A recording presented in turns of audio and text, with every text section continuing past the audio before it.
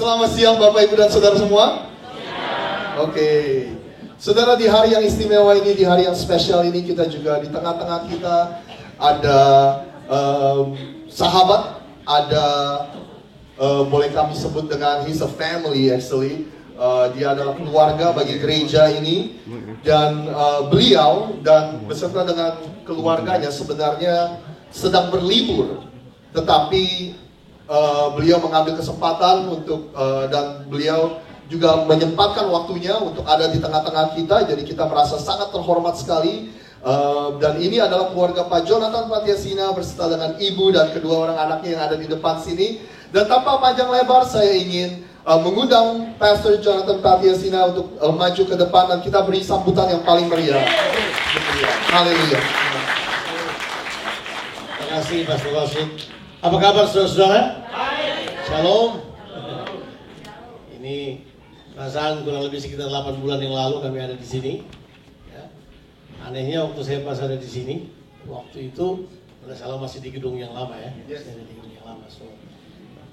Saudara kayaknya jadi dekat aja sama kita ya. Menyenangkan. Di hari ulang tahun itu paling cocok berkhotbah tentang pertumbuhan. Benar gak sih? Jadi saya akan ambil waktu beberapa saat ini. Thank you. Saya ambil waktu beberapa saat ini hanya untuk berkhotbah mengenai pertumbuhan. Bahwa dalam kekristenan pertumbuhan itu sangat penting. Bagaimanapun saudara menilai kehidupan saudara, sebaiknya di awal tahun ini kita kembali prioritaskan pertumbuhan. Dan pemahaman kita tentang pertumbuhan memang perlu diluruskan juga supaya saudara tidak kemudian menjadi frustasi karena tekanan pertumbuhan.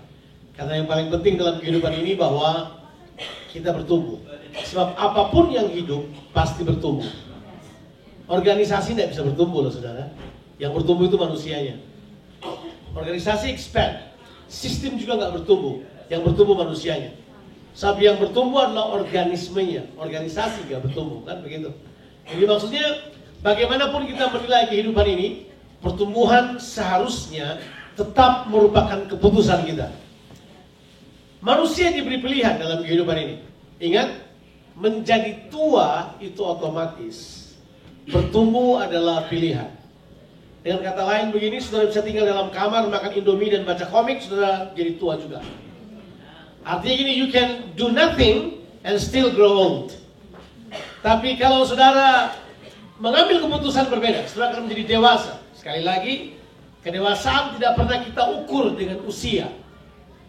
Karena kedewasaan kita ukur dengan apa? Penerimaan tanggung jawab. Makanya dalam kehidupan ini, putusan-putusan kita sebaiknya adalah putusan-putusan yang membawa pertumbuhan. Nah, saya cuma ingin membaca 2 ayat aja di Perjanjian Baru. Kita akan membaca dalam kitab 2 Petrus pasalnya yang ketiga. Di situ adalah pasal terakhir dari kitab 2 Petrus. 2 Petrus pasalnya yang ketiga. Kita akan baca ayatnya yang ke-17 dan 18. Jadi itu adalah 2 ayat terakhir dari kitab 2 Petrus. Jadi 2 Petrus pasalnya yang ketiga, kita akan baca ayatnya yang ke-17 dan ayatnya yang ke-18. Kalau saudara lihat di perikop saudara, tulisannya udah penutup gitu ya. Tapi dari semua kesimpulan yang Petrus sampaikan tentang saudara hidup dalam kebenaran, saudara hidup dimerdekakan oleh Tuhan, saudara hidup mengikuti jejak Kristus, saudara dipanggil untuk menerima kasih karunia Tuhan. Semuanya itu, kata Petrus begini, semuanya itu adalah pengalaman kehidupan. Tapi yang paling penting, yang ini disampaikan di kata penutup dari kitab 2 Petrus. Saya bacakan kepada saudara. Tetapi kamu, saudara-saudaraku yang dikasihi, kamu telah mengetahui hal ini sebelumnya. Apa itu? Yang di atas tentang akhir zaman. Kalau sudah baca perikopnya.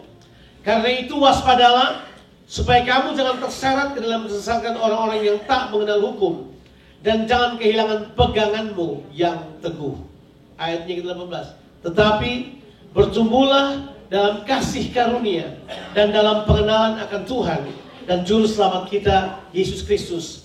Baginya kemuliaan sekarang dan sampai selama-lamanya. Jadi Petrus bilang begini, keadaan dunia akhir zaman ini akan semakin sulit buat kita. Bagi orang percaya nanti semakin sulit, tetapi kita harus mengerti satu-satunya cara untuk dapat menang menghadapi isu akhir zaman adalah bertumbuhlah. Kita perlu bertumbuh dalam dua hal. Kita perlu bertumbuh dalam kasih karunia, dan yang kedua adalah kita perlu bertumbuh dalam pengenalan akan Allah. Dua hal ini adalah hal yang terpenting. Jadi kalau saudara mau mengukur kehidupan saudara, berapa dewasanya saudara di dalam Tuhan, lihatlah kedua hal ini.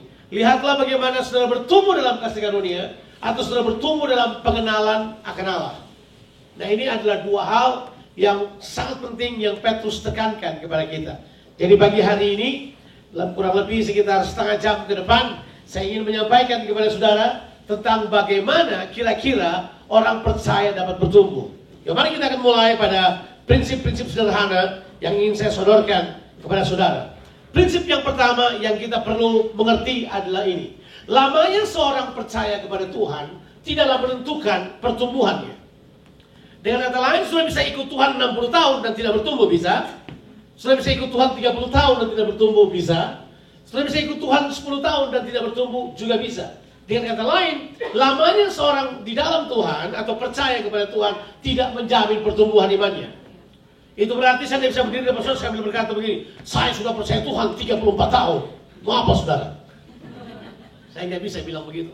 Selamanya seorang di dalam Tuhan tidaklah menentukan pertumbuhan rohaninya. Sama sekali tidak. Itu punya pengertian begini. Kita perlu menggunakan semua waktu kita secara efektif untuk bertumbuh. Betul kan? Dengan kata lain, waktu kita harus efektif. Sebegini, saudara bisa aja baru ikut Tuhan, tapi keputusan-keputusan saudara telah menolong saudara bertumbuh di dalam Tuhan. Benar kan? Itu adalah prinsip yang harus kita ketahui. Sebab begini saudara, coba kita baca beberapa ayat ini dengan cepat saja. Di dalam kitab 1 Korintus pasal 3 ayat 1 dan 2. Dan saya tidak punya waktu banyak untuk jelaskan pada saudara. Tapi dalam ayat-ayat ini Paulus bilang begini. 1 Korintus pasal yang ketiga, ayat yang pertama dan yang kedua, dia bilang ini. Dan aku saudara-saudara, pada waktu itu tidak dapat berbicara dengan kamu seperti manusia rohani, tetapi hanya dengan manusia duniawi yang belum dewasa dalam Kristus. Susulah yang kuberikan kepadamu, bukanlah makanan keras, sebab kamu belum dapat menerimanya. Dan sekarang pun kamu belum dapat menerimanya. Jarak antara pada waktu itu dan sekarang pun itu nggak terlalu lama. Cuma kurang lebih 3 tahun sampai 4 tahun. Jadi nggak lama. Tapi Paulus berharap kepada jemaat di Korintus bahwa dalam waktu 4 tahun, at least they grow. Tapi dia bilang ternyata enggak. Dulu 4 tahun yang lalu saya bicara pada kamu masih manusia duniawi. Sekarang 4 tahun kemudian saya bicara pada kamu juga masih manusia duniawi. Kan? Nah, berarti ada stagnasi dalam pertumbuhan jemaat di Korintus. Nah, makanya kita perlu perhatikan 4 tahun ya kayak usia saudara itu. Enggak kebetulan kali itu. Ya. Jadi kalau saudara baca di terjemahan The Message, Paulus bilang begini, karena kamu tidak bertumbuh sebagai pemimpin, Paulus berkata begini, I am completely frustrated by you. Jadi sebenarnya itu begini, kalau kita nggak bertumbuh di dalam Tuhan, itu frustrasinya banyak. Ya? Pernah lihat orang cepat frustrasi? Karena mereka tidaklah bertumbuh. Prinsip yang kedua yang saya mau saudara mengerti, bahwa pertumbuhan tidak terjadi dengan sendirinya. Remember? Pertumbuhan tidak terjadi dengan apa? Sendirinya. Tapi pertumbuhan itu terjadi karena pilihan-pilihan kita. Jadi pertumbuhan terjadi karena kita membuat pilihan-pilihan yang bijak. Kita membuat pilihan-pilihan sesuai yang Tuhan kehendaki. Saya sudah katakan tadi, growing old is automatic. Itu growing up is a choice. Ya kan? Sudah bisa tinggal dalam kamar, baca komik, makan Indomie, sudah tetap jadi tua. Tapi untuk bertumbuh di dalam Tuhan, you have to make the right choice. Saudara harus memilih melakukan kehendak Allah dan bukan mengikuti kehendak saudara sendiri. Siapa yang tahu bahwa usia kerohanian saudara bergantung pada kapan saudara mati pada manusia lama? Saya ulangi. Usia manusia rohani saudara dihitung dimulai pada saat kapan manusia lama saudara mati. Aturan kata lain, kapan saudara mati bagi diri saudara sendiri, supaya kehendak Tuhan yang berlaku pada saudara, di saat itulah kemudian manusia rohani saudara dianggap lahir. Betul kan? Makanya ada baptisan. Baptisan separates you from old man to a new man. Betul ya? Waktu sudah dibaptis seharusnya, disitulah saudara tidak hidup menurut kehendak saudara sendiri, saudara mulai hidup menurut kehendak Tuhan. Sebab baptisan punya pengertian kita mati dikubur. Manusia lama kita kehilangan efek buat kita lagi. Kita sekarang hidup sebagai manusia baru berjalan dalam kehendak Tuhan. Amin. Itulah sebabnya kita perlu mempertimbangkan pilihan-pilihan kita. Kita perlu mempertimbangkan apa yang kita buat setiap hari. Kita perlu mempertimbangkan apa yang kita pikirkan. Kita perlu mempertimbangkan apa yang kita katakan. Kita perlu mempertimbangkan apa yang kita lakukan. Seorang yang dewasa di dalam Tuhan nggak sembarang bicara, dia nggak akan sembarang bertindak, dia nggak akan sembarang berpikir. Because what you think inside of you determine who you are. Betul kan? Kalau saudara berpikir kacau dalam pemikiran saudara, saudara pasti akan melakukan hal-hal yang kacau juga. So what you think is more likely is what you're gonna do. Nah, pertumbuhan, ini dia, saya akan berikan prinsip yang ketiga. Pertumbuhan menuntut harga bayar. Makanya orang malas bertumbuh karena ada harga yang harus dibayar dalam pertumbuhan. Pertumbuhan menuntut harga bayar. Dan selalu harga bayar itu adalah kita harus berubah. So, pertumbuhan menuntut perubahan. Perubahan selalu mengganggu kenyamanan. Siapa yang tahu bahwa perubahan selalu mengganggu kenyamanan? Iyalah, mengganggu kenyamanan. Dulu kalau kita ketemu orang tidak perlu rendah hati depan orang. Sekarang kita mulai rendah hati depan orang. Dulu kalau kita ketemu orang tidak perlu peduli pandangan mereka. Sekarang kita mesti dengar pandangan mereka. Dulu kalau bicara sama orang kita anggap mereka kayak cacing aja kita, yang paling hebat di dunia ini. Sekarang nggak bisa lagi. Kita harus ketemu orang dan menghargai mereka seperti Tuhan menghargai mereka. Gak nyaman itu kalau harus kita pakai bicara, step all the time, kita jalan jinjit terus, hati-hati terus, kan gak nyaman ya. Kita mau free, kita mau bebas. Tapi begitulah, selalu pertumbuhan menuntut harga bayar. Saudara tidak bisa bergerak menurut mau saudara lagi. Itu paling mahal begini. Harga bayar paling mahal adalah begini. Kita harus buang keinginan kita sendiri dan menggantikannya dengan keinginan Tuhan. That's probably the worst thing happen to anyone dalam setiap kita. Maunya kita sendiri kita harus korbankan supaya mau Tuhan yang terjadi dalam kehidupan kita. Tapi begini, tidak apa-apa kok. Harga mahal pun, tapi kemuliaannya luar biasa. Jadi orang percaya kita mulai belajar arti penderitaan yang sesungguhnya. Arti penderitaan itu bukan cuma susah finansial lah, bukanlah. Siapa sih di dunia ini yang tidak pernah mengalami susah finansial? Tapi setelah saya ikut Tuhan 30 berapa tahun sekarang? 34 tahun sekarang tahun ini ya, 34 tahun saya melayani Tuhan. Segera begitu saya bertobat, saya nggak tunggu. Saya bilang tadi di anak-anak muda, saya bilang it's good to start young.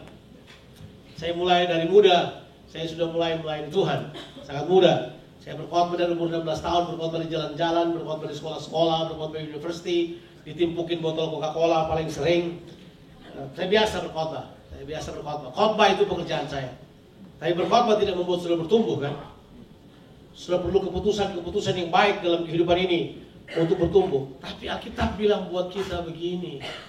Kita boleh mulai dari muda bagaimanapun, mau susah bagaimanapun, itu nggak ada masalah. Yang penting kita mengarah ke tujuan. Tujuan kita semua adalah bertumbuh ke arah Kristus sampai kita menjadi serupa dengan Kristus. Itu tujuan utama saya, bukan yang lain. Mengalami penderitaan boleh, senang boleh, susah boleh. Tapi kita nggak mau susah kan, kita mau senang dulu kan. Padahal sebenarnya susah dan senang itu adalah bagian dari kehidupan.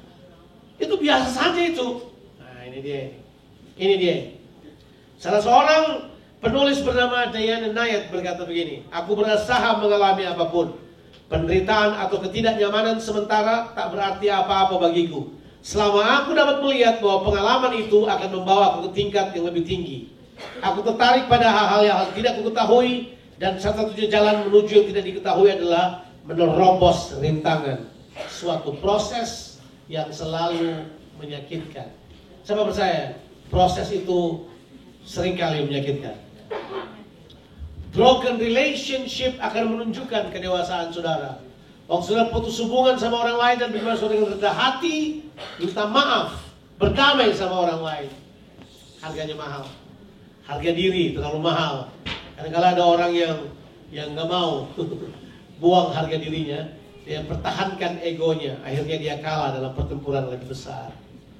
Pertumbuhan selalu menuntut sikap proaktif dari kita sekalian. Saudara perlu proaktif. Artinya begini, selalu ambil kesempatan untuk melakukan kehendak Allah. Jangan tunggu. Ambil kesempatan untuk melakukan kehendak Allah. Proaktif, tahu artinya proaktif. Inisiasinya harus cepat. Apa itu inisiatif? Harus ada dari pihak kita, harus bergerak. Mau bertumbuh kita harus berupaya. Jangan tunggu. Saya mau bertumbuh kalau pendetanya lebih keren. Itu bukan proaktif. Saya mau tumbuh kalau gerejanya lebih keren. Saya mau tumbuh kalau musisinya semua kelasnya Israel Luther, gitu kan? Enggak lah. Bertumbuh bukanlah akibat yang dari luar saudara. Pertumbuhan itu adalah keputusan yang dari dalam saudara. You need to be proactive to do that. Harus proaktif. Saya mau bertumbuh. Dalam kamar saya sendiri pun saya mau bertumbuh. Dalam kehidupan apapun yang saya buat, saya mau bertumbuh. Dalam pertumbuhan selalu kita perlu belajar mengucap syukur. Bahwa proses yang terjadi patut disyukuri. Proses apapun, syukuri aja. Kalau mau lihat orang bersyukur atau tidak, lihat wajahnya saja. Kalau wajahnya kayak patung, dia berarti menyembah patung. Dia tidak tahu bagaimana bersyukur. Tahu nggak bedanya orang yang tunagrahita? Apa itu tunagrahita? Tunagrahita itu bahasa baru buat saya sih memang itu. Tunagrahita itu adalah orang yang berkebelakang mental, Down syndrome. Down syndrome. Pernah perhatikan orang Down syndrome? Badannya bertumbuh sangat kuat, tapi mentalitasnya nggak bertumbuh.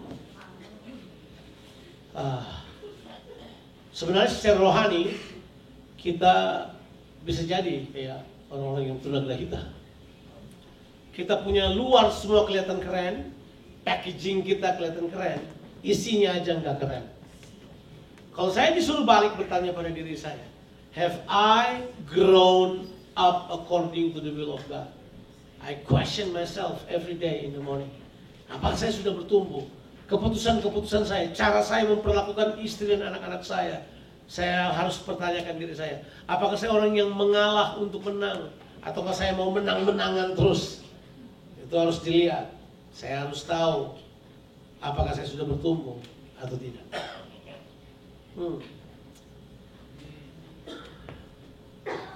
Saudara 4 tahun menjadi sebuah organisasi gereja. Saya mau challenge saudara, yuk bertumbuh. Biar passion saudara adalah pertumbuhan. Gairah saya adalah bertumbuh. Saudara harus berkata, I'm better today than yesterday. I'm growing better today than yesterday. Saya bertumbuh lebih baik hari ini daripada hari kemarin. Saya tidak bisa sama seperti hari kemarin. Aku bukan seperti yang dulu lagi. Atau aku masih seperti yang dulu. Saudara pilih. Nah, apa ruginya kalau saudara nggak bertumbuh? Orang tuh kalau dikasih untungnya terlalu terlena. Saya cerita yang ruginya lah, saudara berpikir. Pernah perhatikan nggak kalau salesman yang hebat, dia selalu cerita gini, kalau saudara nggak ambil ini, ruginya ini. Dibanding untungnya apa? Kalau untung kan bisa iming-iming. Kalau cerita ruginya kan kita pikir, oh iya ya. Apa ruginya kalau saudara nggak bertumbuh? Ini pernyataan dari Loretta Lynn. Loretta Lynn berkata begini. Ini pernyataan dia, bukan saya. Cuma ulangan. Anda harus terus bertumbuh, atau Anda akan seperti roti sisa tadi malam, basi dan kering, tidak dapat dinikmati oleh orang lain. Wow, saya baca ini menampar saya. Saya ambil kutipan ini dan saya berkata kepada murid saya, masukkan di dalam ini sebab kutipan ini penting sekali. Kalau saudara tidak bertumbuh, saudara seperti roti sisa kemarin, basi dan kering, tidak bisa dinikmati. Kalau saudara tidak bertumbuh, nggak enaknya begini. Yang terdahulu menjadi terkemudian, yang terkemudian menjadi yang terdahulu. Itu sebenarnya jawabannya dari kata Yesus. Ada yang terdahulu menjadi terkemudian, yang terkemudian menjadi terdahulu. Ada yang tadinya di awal menjadi yang terakhir, ada yang tadinya di akhir menjadi di depan. Karena apa? Bertumbuh. Ada satu orang di Makassar, selalu ketemu saya, dia berkata begini, ini anak murid sekolah minggu saya dulu. Iya sih, dulu waktu saya umur 10 tahun, dia guru sekolah minggu saya. Sekarang dia hidupnya gak karuan. Tapi selalu berkata, Jonathan itu adalah anak sekolah minggu saya. Baik. 40 tahun kemudian dia masih berkata, Jonathan itu adalah anak sekolah minggu saya. Coba bayangin. Saya beritahu buat dia, bertumbuh dong mas, kalau kamu begini terus bagaimana jadinya? Kadang-kala kita ingat yang lalu-lalu terus. Nah, nanti saya akan bahas pada saudara. Jangan dasarkan pertumbuhan rohani saudara pada event-event. Ada orang selalu ingat pertama dia bertobat di KKR Billy Graham, tapi kemudian dia gak pikir pertumbuhannya. Ada orang yang bertobat di pelayanan Pak Timotius Arifin, tapi mereka tidak bertumbuh dalam kehidupannya. Mereka based on last days event. Mereka based on past event. Mereka tidak jadikan kehidupan mereka bertumbuh. Mereka selalu ke belakang. Dulu waktu saya bertobat, saya maju ke depan, saya menangis, saya serahkan hidup saya pada Tuhan. Sekarang saya merampok 2 bank. Itu kan tidak cocok. Apa yang coba saya maksudkan adalah bahwa kita nggak jadikan event itu sebagai satu pertumbuhan. Mari saya beritahu pada saudara. Saya tidak beri kesempatan banyak, cuma saya mau challenge saudara. Siapa yang pernah baca Injil Yohanes pasalnya yang ke-11? Ada yang baca? Injil Yohanes pasal 11. Oke. Tidak apa-apa, lupa nggak apa-apa. Yang penting pernah baca. Oke. Apa itu kisah Injil Yohanes pasal 11? Lazarus dibangkitkan oleh Tuhan Yesus. Ya. Tahu cerita Lazarus dibangkitkan oleh Tuhan Yesus? Tahu nggak event di balik cerita itu? Kan di situ ada satu ayat yang disebut oleh Alkitab bahasa Inggris, the shortest verse in the Bible. And Jesus wept. Itu oleh Alkitab bahasa Inggris bilang the shortest verse in the Bible. Ayat terpendek di Alkitab. Lalu menangislah Yesus. Indonesia agak panjang sedikit. Tahu nggak pertanyaannya? Kenapa Yesus menangis? Ada yang pernah tahu? Pernah baca-baca ayat ini, kenapa Yesus menangis? Ini, Yesus menangis karena ini. Saya kasih tahu aja pada saudara. Saya tidak punya kesempatan untuk exegete saudara apa yang terjadi. Tapi Yesus menangis karena kematian iman Maria. Bukan karena kematian Lazarus. Ya, you read your Bible. Pulang di rumah baca. Kita bisa diskusi sampai besok pagi. Tapi begini. Kita membaca Alkitab kisah Lukas pasal 10. Waktu Yesus berkata kepada Marta, Marta, Marta, engkau menyusahkan dirimu dengan berbagai pekerjaan, tapi Maria telah mendapatkan yang terbaik yang tidak bisa diambil dari dirinya. Kita base dari ayat tersebut, kemudian kita bilang begini, Maria keren, Marta nggak keren, gitu kan? Padahal kalau sudah baca cerita itu dengan baik, ini dia ini. Marta sejak ditegur oleh Yesus, ternyata Marta buat sesuatu, karena pemahaman Marta terhadap Kristus berubah. Nanti baca ceritanya. Maria yang tadi duduk di kaki Tuhan, makanya begini, jangan base pada pengalaman masa lalu. Maria itu ada di situ, dia telah menerima dari Tuhan, tapi kelihatannya tidak mempengaruhi imannya. Sebab Maria tetap menangis seperti kebanyakan orang yang kehilangan pengharapan. Makanya waktu Yesus lihat Maria, dia tidak menangis karena Lazarus. Mengapa saya bilang demikian? Kalau sudah baca di ayat-ayat sebelumnya, Yesus sudah bilang pada murid-muridnya, yuk kita pergi ke sana untuk membangkitkan Lazarus. Jadi dia mau ke sana bangkitkan Lazarus. Kira-kira dia perlu menangis nggak kalau mau bangkitkan Lazarus? Bukan Lazarus lah yang dia tangisi. Yang dia tangisi adalah there is a person few months ago have done so good but never actually growth in her faith. Dia kemudian tidak menunjukkan bahwa yang dia terima yang terbaik itu mempengaruhi kehidupannya. Makanya Yesus menangis bukan karena Lazarus mati. Yesus menangis karena kematian iman Maria yang tidak bertumbuh sama sekali. Think of it. Yang terakhir lah. Sebab kalau kita tidak bertumbuh, itu menunjukkan ada kematian rohani di dalam kita. 4 tahun kita mau ulang tahun. Bersyukurlah pada Tuhan. Tapi buatlah keputusan untuk bertumbuh bersama dengan Dia. Wow, Saya yakin bahwa Rock di Philadelphia ini with a new pastor, new anointed pastor, new anointing akan turun atas dia. Dia akan buat perkara-perkara yang hebat bersama dengan saudara. Saya yakin sekali, you will grow quality. In quality you will grow, I guarantee. Mari kita nggak kejar cuma kuantitas, tapi kehilangan kualitasnya. Tapi yuk kita kembali kepada tujuan semula kita, bahwa kita harus punya kualitas seperti Kristus.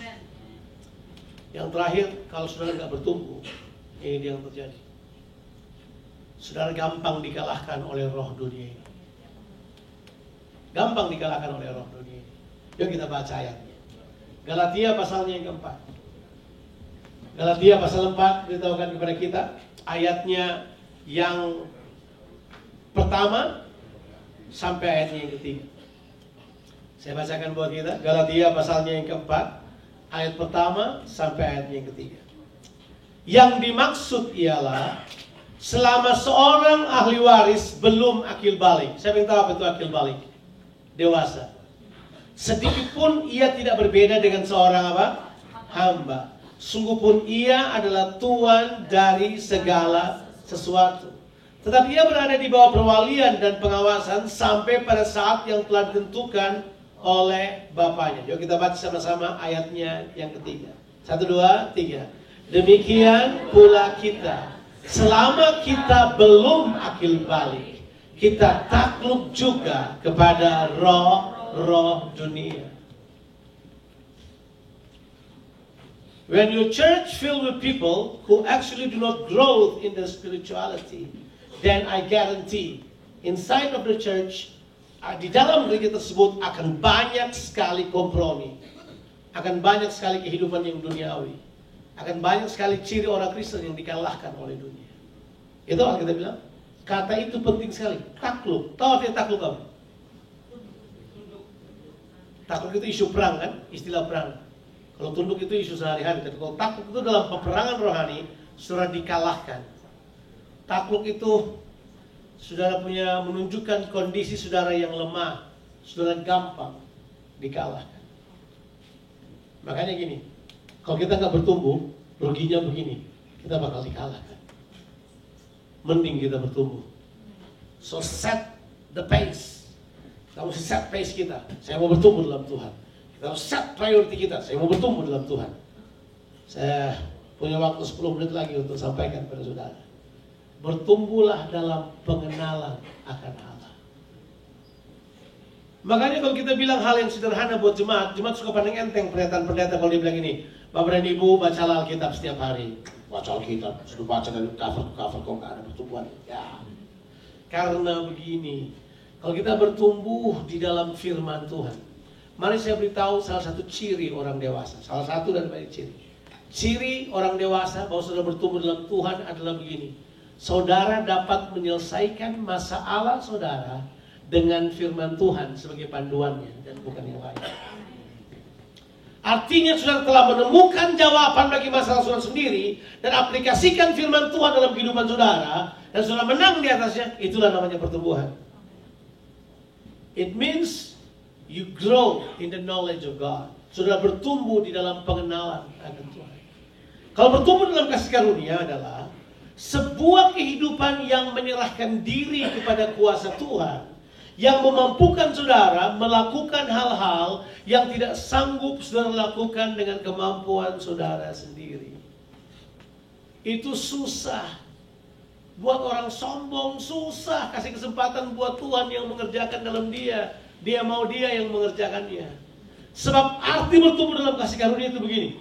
Saudara bertumbuh dalam kemampuan untuk melakukan hal-hal yang tidak sanggup saudara lakukan dengan kemampuan saudara sendiri. Saudara mulai bergantung pada kemampuan kasih karunia yang berdiam dalam saudara. Amin. Amin. Justru dalam keadaan kita lemah, disitulah kita kuat. Jangan pandang enteng gereja kecil. Jangan pandang enteng orang kecil. Jangan pandang enteng orang dalam kesusahan. Jangan pandang enteng orang yang dalam pencobaan. Jangan pandang enteng orang yang sedang mengalami kekalahan dan kejatuhan. Sebab kasih karunia bisa buat mereka lewati, saudara. So never despise people. Karena waktu kita kemudian mulai masuk dalam kasih karunia, disitulah kita masuk pada kemampuan ilahi.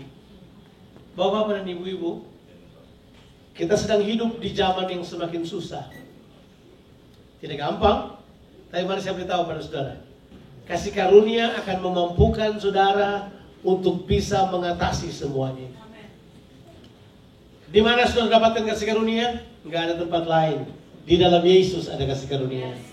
Siapa yang terima Kristus, dia terima kasih karunia.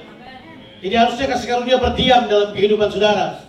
Yohanes pasalnya yang pertama ayat yang ke-17 beritahukan kepada kita, karena hukum Taurat datang dari Musa, tapi kasih karunia dan kebenaran datang oleh Yesus Kristus.